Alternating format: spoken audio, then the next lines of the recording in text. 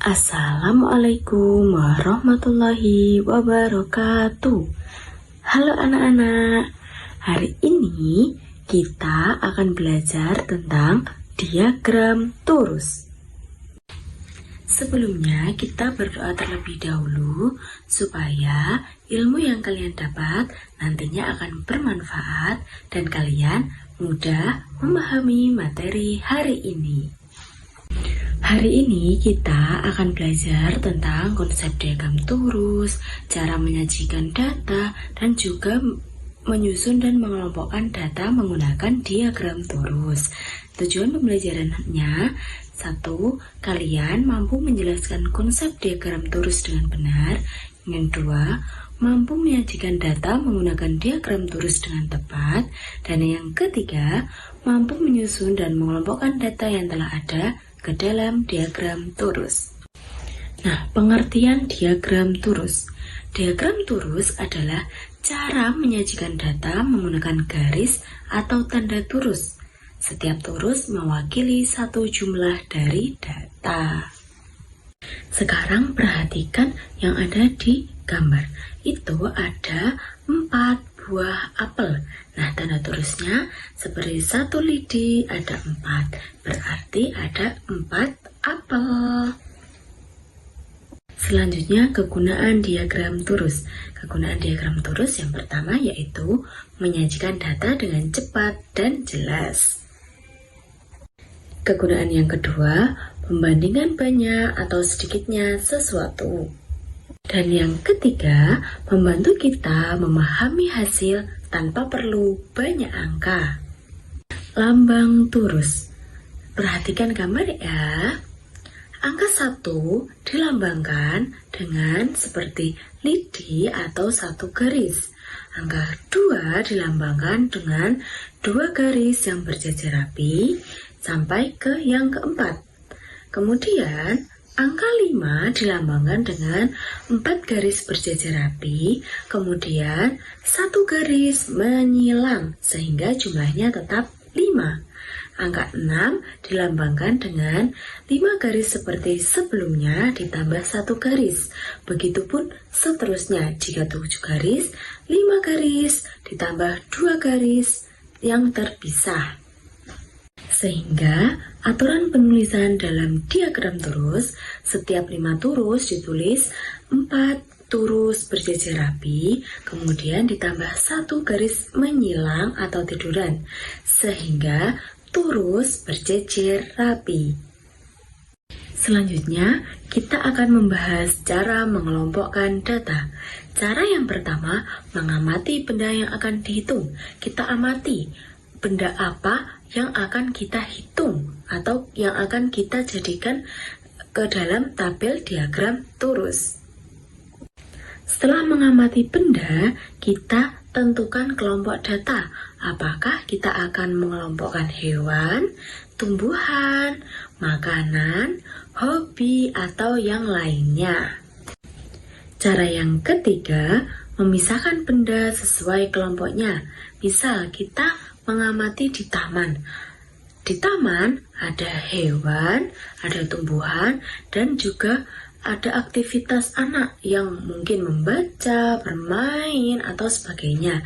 Nah, kita pisahkan dulu apa yang akan kita jadikan ke dalam diagram torus.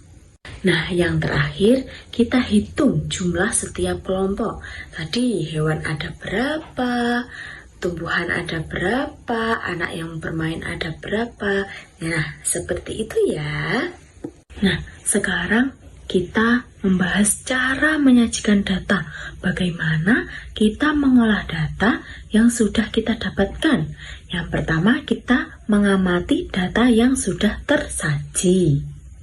Kemudian kita membuat daftar nama dalam tabel dengan 3 kolom. Yang pertama berisi kategori, yang kedua torus, dan yang ketiga kolom jumlah. Kemudian kita catat data mentah yang ada dengan menambahkan 1 torus setiap data yang muncul. Jadi kita melihat ada 1 burung, kita tulis 1 garis pada kolom torus. Yang keempat, mencatat turus pada kolom sesuai kategori. Nah, yang kelima, hitung total, gambar, dan letakkan pada kolom jumlah. Jadi, di dalam tabel ada beberapa yang kita amati. Nah, kemudian setiap kategori atau setiap gambar, kita hitung totalnya dan letakkan pada kolom jumlah. Nah, sekarang ada contoh data yang akan kita jadikan ke diagram turus. Perhatikan ya, ini ada beberapa macam mainan. Sekarang kita sajikan ke dalam diagram turus ya.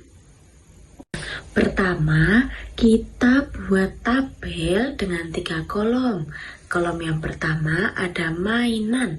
Nanti diisikan jenis mainan apa saja yang ada dalam kotak atau yang akan kita data.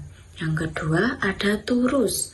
Kolom turus nanti kita gunakan untuk menghitung dan ditulis dalam lambang turus. Yang ketiga jumlah. Nanti total keseluruhan kita tuliskan pada kolom jumlah. Nah, kita tuliskan dulu ya mainan apa saja yang ada dalam kotak. Itu ada robot, pesawat, bola, mobil, dan juga bebek.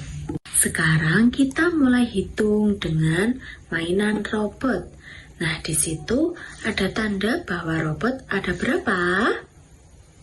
Iya, betul sekali. Ada 5. Jadi, pada kolom turus ditulis dengan angka 5 yang dilambangkan dengan turus, yaitu 4 garis berjejer rapi, kemudian ditambahkan 1 garis menyilang. Pada jumlah, kita tuliskan angka 5. Kemudian mainan pesawat. Ada berapa? 4. Betul sekali. Jadi kita tuliskan pada kolom turus dan juga kolom jumlah. Selanjutnya bola. Wah, sepertinya mainan bola banyak sekali ya. Kita hitung sama-sama. Ada 1, 2, 3, 4, 5, 6, 7, 8. Kita tuliskan pada kolom turus ada 8 garis, yaitu 4 garis berjejer rapi, kemudian ditambah 1 garis menyilang berangka 5, dan juga kita tambahkan 3 garis berjejer rapi sehingga berjumlah 8. Mainan selanjutnya mobil. Ada banyak ya. Coba kalian hitung dulu. Ada berapa? 10. Benar sekali, mainan mobil pada gambar ada 10. Nah, mainan terakhir ada bebek yang belum kita hitung. Coba kalian hitung, ada berapa jumlah bebek? 9. Benar sekali, jadi jumlah bebek ada 9. Nah, tadi kita sudah menghitung banyaknya mainan menggunakan diagram turus. Apakah kalian sudah paham? Jadi, diagram turus digunakan untuk mencatat dan menghitung data. Diagram turus memudahkan kita melihat dan menghitung jumlah data dengan cepat. Apakah kalian sudah paham? Jadi, dengan diagram turus kita bisa mengelompokkan dan menyajikan data dengan rapi agar mudah dipahami oleh semua orang.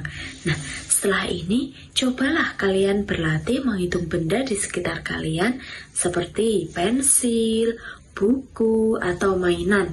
Lalu, catat jumlahnya menggunakan diagram turus ya. Baik anak-anak, cukup sekian dulu pembelajaran hari ini. Terima kasih sudah ikut belajar dengan video ini. Semoga kalian bisa memahami materi ini dengan mudah menggunakan video ini ya. Sekian, wassalamualaikum warahmatullahi wabarakatuh.